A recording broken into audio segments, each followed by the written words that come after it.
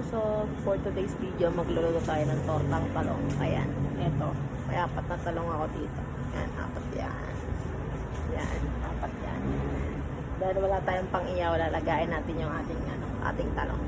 Bago natin siya itorta. Ayan. Tapos, nag-ready ako dito ng ating pangsawsawan. Meron tayo ditong, nagayat ko na yung kamatis, 2 kamatis lang yan kasi mura yung kamatis ngayon eh. Tapos, meron tayo ditong kalamansi. Ayan. Tapos, syempre, toyo. Ayan. Ayan yung mga gagamitin natin sa sausawan ng torta natin. Bali, syempre, torta yan. Kailangan natin ng itlog. Itlog lang yan. Meron tayo 3 itlog dito. Ayan. Mamaya, makikita nyo yung tortang itlog natin. Pero sa ngayon muna, dahil kumukulo na yung itlog, yung itlog tuloy, yung ano natin, kumukulo na yung tubig mainit natin, ilalagay na natin yung mga talong natin. Ayan. Lagyan natin siya lahat. Ayan. Para sabay-sabay na siya maluto. Ayan. Papakita ko sa inyo mamaya pag nabalatan ko na. Ayan. Ayan mga kalusog, habang inaantay natin na maluto yung nilaga natin yung talong kasi nga wala tayong inihaw. Bali na ready ko na yung ating sausawan. Ayan. Toyo lang yan. Pinagsama-sama ko lang yung kamatis na hiniwa ko kanina at saka yung kalamansi. Tapos nilagyan ko lang ng konting paminta. May instant sausawan na tayo mga kalusog. Ayan. Tapos habang iniintay pa rin natin maluto yung itlog natin kanina. Ayan.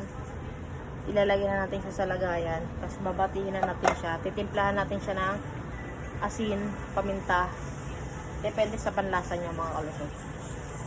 Ayan. Iyakin natin. Ayan, 3 itlog pa mga kalusog. Kaya siya natabingi. Tabingi kasi yung yung stand ng magaya natin ng cellphone. Kaya tayo na yung nag-a-adjust. Ay. Stop.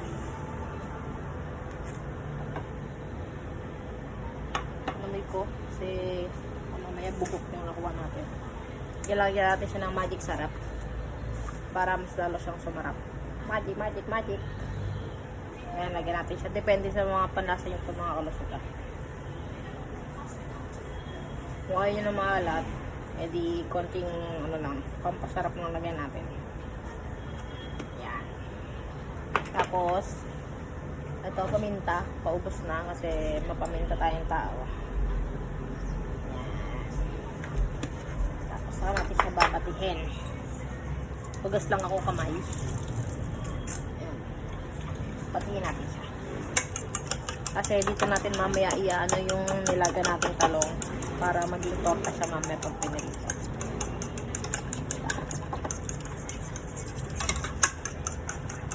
Bali ngayon ang hinintay na lang natin is maluto yung nilaga natin talong para mabalatan natin siya at mapalamig konti para maprito na natin siya at maging torta. Ayan, ito na yung ating nabating itlog. 3 piraso yan. Goods na yan kasi 4 na piraso na naman yung itlog natin.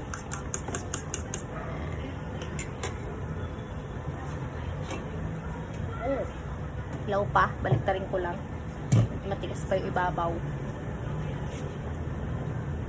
Bita natin siya ng tinidor kasi kumukulo siya eh. Baka mapasa tayo.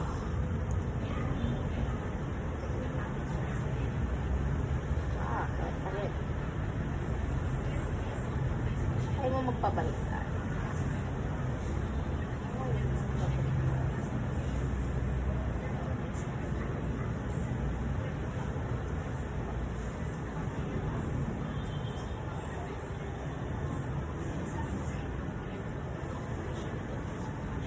Ang hirap niya babaliktad mga kalusog. Kaya pipili natin siyang baliktarin. Dito mananalo sa nakain ng kanin.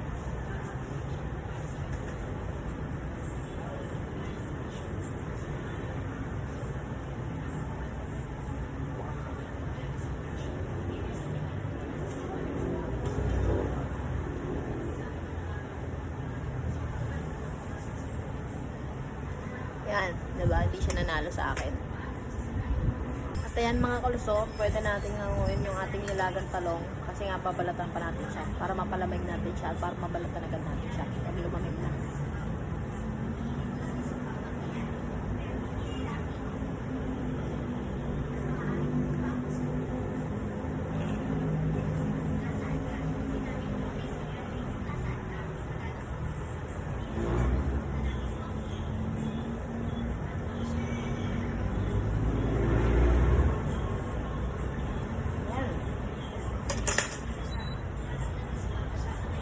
Tapon na natin itong tubig na mainit. Dahan-dahan lang tayo mga kalusog. Kasi, mainit yan.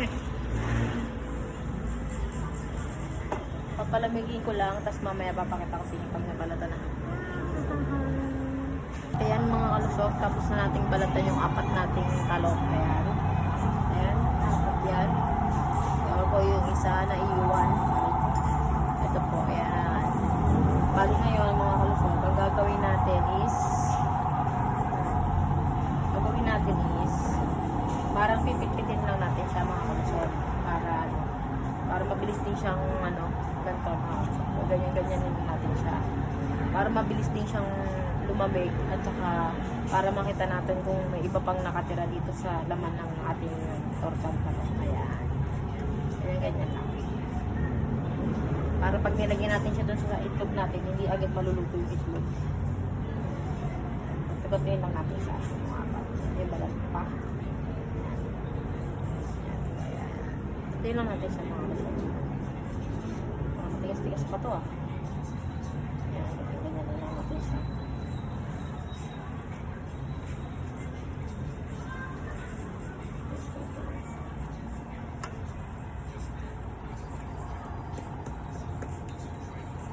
Matigas pa itong isa Malaban pa mga kalusog. Okay na yan, bilis na yan. Ito naman. Kaya dapat make sure talaga na luto para at least pag ginanto nyo, malambot lang siya. Para lang lang siya. Madali lang siya lumamig. Init pa siya. Yan.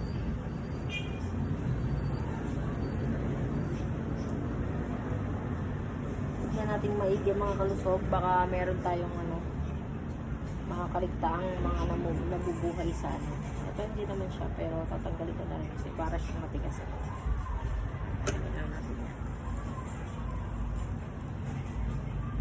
Ayan. Sasaya lang naman natin siyang lumamig mga lusog. Kasi mamaya, ilalagyan na natin siya sa itlog natin. Sabay prito.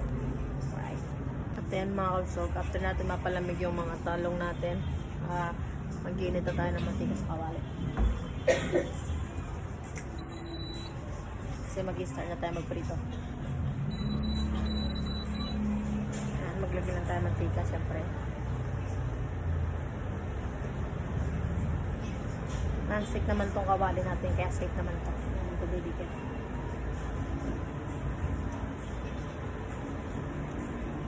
Huwag natin ubusin kasi malakas sa mantika yung torta.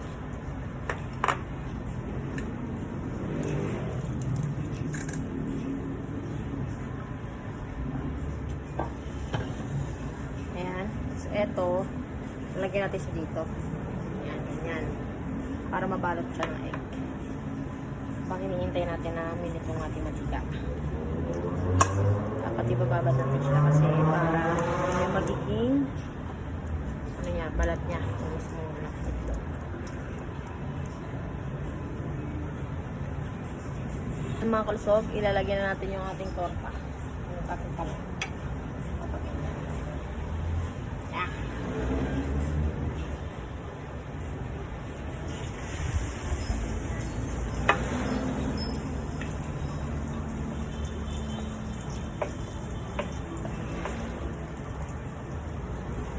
Tapos, medyo lalagyan natin siya ng itlog mga kalusog para at least, diba? Ayan na siya. Umibay. Yung pundasyon niya para di siya masira.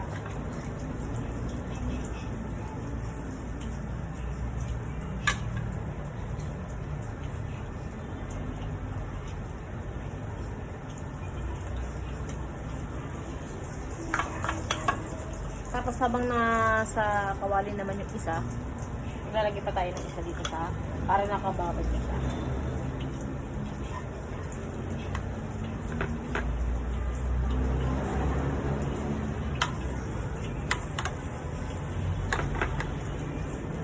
Ano lang medium pa, pinakamahinang apoy lang yan mga kalusog kasi baka madaling masunog kasi nga may ito.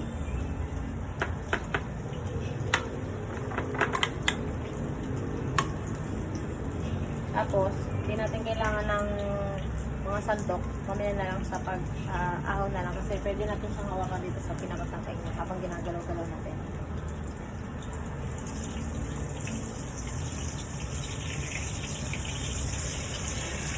Kapag okay na, pwede na natin siya baliktarin.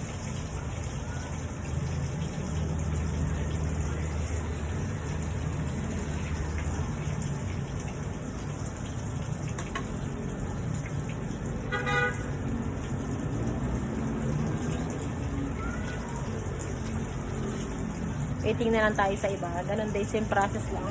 Dun sa apat. Tapos mamaya papakita ko sa inyo yung kapag tapos ko na maluto yung apat. Ayan mga lasog, meron na tayo isang luto. Ayan, tapos susunod-sunod din lang natin siya hanggang matapos natin yung apat. Ayan mga kalusog, luto na ang ating apat na tortang talong. Tapos, samahan natin ang masarap na sausawan. Let's go! Let's eat, let's food! Bye-bye!